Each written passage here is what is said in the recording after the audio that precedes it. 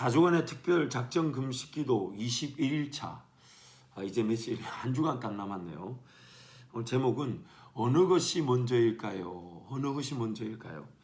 누가복음 10장 26절 27절에 어떤 서기관이, 유대인이 예수님께 묻습니다. 우리가 무엇을 하여야 영생을 얻겠습니까? 영원한 생명을 얻겠습니까? 그때 예수님이 이렇게 대답하십니다. 예수께서 이르시되 율법에 무엇이라 기록되었으며 내가 어떻게 읽느냐? 그러니까 그가 대답하여 이르되 내 마음을 다하며 목숨을 다하며 힘을 다하며 뜻을 다하여 주 너의 하나님을 사랑하고 또한 내 이웃을 내 몸과 같이 사랑하라 하였나이다. 이렇게 대답하자 예수님이 그렇게 행하면 영생을 받는다. 지금 예수님 말씀 요지는 그것이 신약이든 구약이든 동일한 원리인데 성령 하나님의 은혜가 아니면 그것이 이루어질 수 없다라는 것을 또 강조하신 것이죠. 종종 이런 질문들을 받습니다. 우리 청소년 학생들한테 이렇게 받죠. 닭이 먼저입니까? 계란이 먼저입니까? 닭이 먼저입니까? 계란이 먼저입니까? 이런 질문을 받아요. 하나님의 창조에 대한 그 진리를 부인하고 거절하다 보니까 이런 질문들이 생겨난 것입니다. 당연히 닭이 먼저이죠. 왜냐하면 하나님께서 분명히 종류대로 지으셨다 말씀하기도 하시지만 계란은 품어주지 않으면 닭으로 부화될 수 없습니다. 그러므로 하나님 지으실 때 계란으로 지으신 게 아니라 닭으로 지으셨던 거죠. 우리 구원과 신앙생활에도 이런 질문이 있을 수 있습니다. 하나님께서 일해 주셔야만이 내가 은혜를 누릴 수 있는 것과 내가 신앙이 좋아질 수 있는 것과 내 일이 해결될 수 있는 것과 하나님이 일해 주셔야 하는 것이 먼저일까요? 우리가 하나님을 의지하고 신뢰하고 따르는 것이 먼저일까요? 하나님이 우리를 위해 일해 주시는 것이 먼저일까요? 아니면 우리가 하나님을 따르고 신뢰하고 믿어야 하는 것이 먼저일까요? 당연히 하나님께서 우리를 위해 일해 주시는 것이 먼저입니다.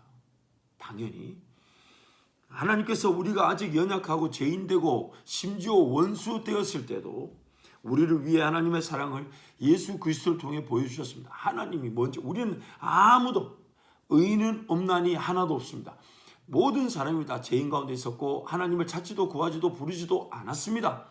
하나님이 자기 백성이라는 이유로 그분이 먼저 일을 시작하시고 은혜를 베푸신 것입니다.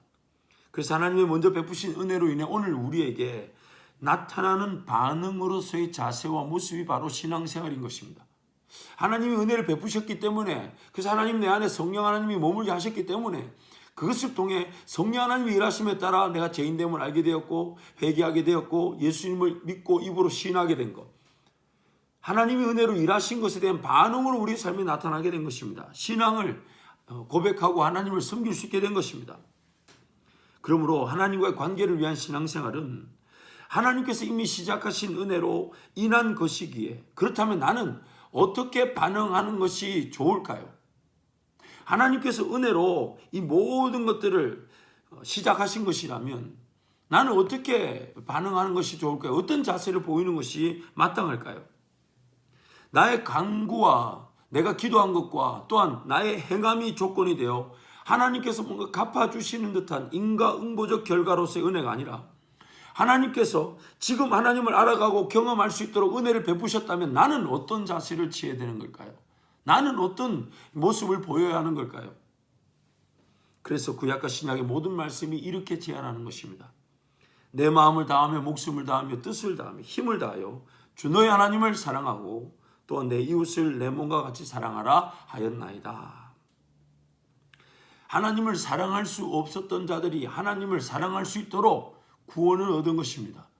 하나님이 이미 일을 행하셨습니다. 하나님이 이미 우리와 함께하고 계십니다. 하나님이 이미 성령 하나님으로 우리의 모든 것들을 이루시고 나타내시도록 재반 준비 사항을 끝내셨습니다. 더 이상 일이 필요하신 분이 아니에요. 더 이상 우리에게 더 놀라운 은혜가 필요한 게 아니에요.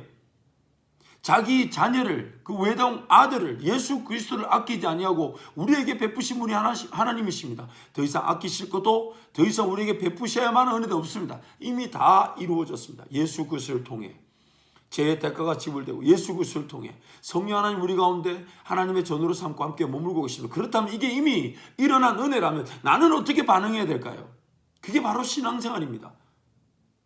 그래서 나는 마음과 정성과 뜻과 힘과 목숨을 다하는 겁니다. 이게 뭔가 은혜를 받기 위한 제반 조건, 뭔가 내가 마음을 다하고 뜻을 다하고 힘을 다했기 때문에 하나님 나에게 베푸시는 게 아니라 베푸신 은혜가 있다면 나는 어떻게 반응해야 될까요? 마음을 다하면서 하나님을 찾고 확인하고자 해야 되지 않을까요?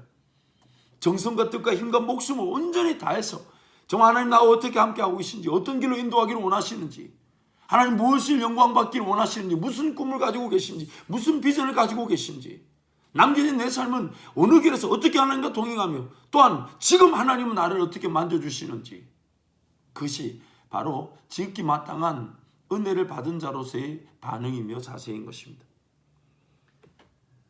너무너무 감사한 것은 하나님 그렇게 우리를 하나님을 찾을 수 있도록 구원해 주셨는데, 더욱 감사한 것은 하나님은 하나님께서 그렇게 하나님을 찾고 부를 수 있게 은혜를 베푸신 결과로 우리가 그 은혜를 확인하고자 덤벼들고 마땅히 당연한 자세를 보인 것인데도 하나님 그 백성, 그렇게 자세를 보이는 백성을 기뻐하실 뿐 아니라 마땅히 당연한 자세임에도 불구하고 그 하나님을 찾고 구하는 자들에게 더욱 풍성한 은혜로 마치 상을 주시듯 그렇게 은혜를 베풀어 주신다는 것입니다.